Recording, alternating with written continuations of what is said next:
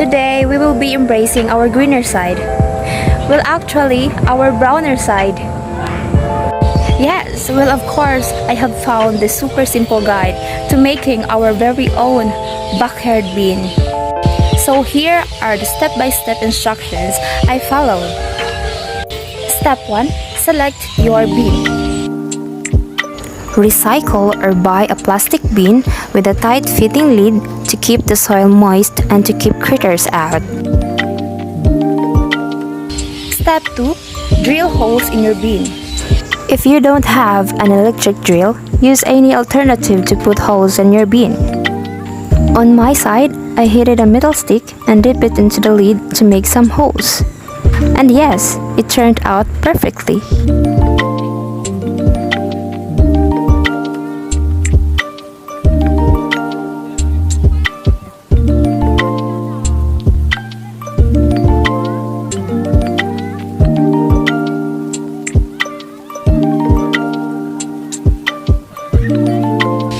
Step 3. Prepare all the materials needed for composting. Dried leaves. Well, I cut them into small pieces. I use a scissor in cutting it into small pieces. Eggshells. I crushed it into broad pieces, making it into my preferred ground eggshells. Spoiled loaf bread. Fruit scraps and vegetable scraps. Organic goat manure. Topsoil. And water for moisture. Step 4.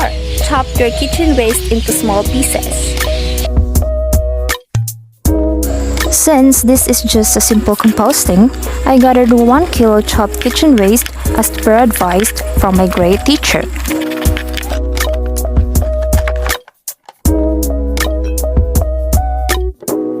Step 5.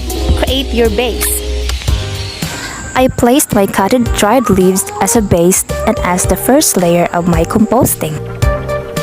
Secondly, the coconut husk as the second layer of composting.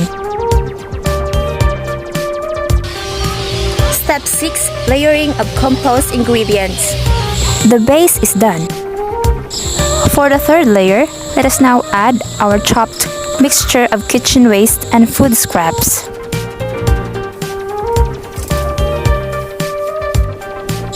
For the fourth layer, let us now gently add our goat manure.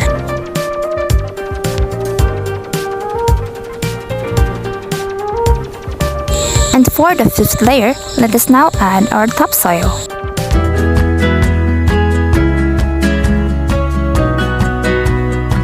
Step 7. Moisten all the materials with water. Let us add lukewarm water until it's moist but not soaking wet. Note, too much water can be the culprit if your compost starts to smell. Step 8. Stir your compost.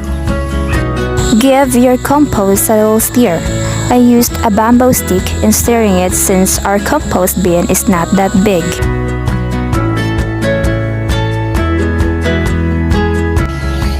Step 9. Cover your compost bin.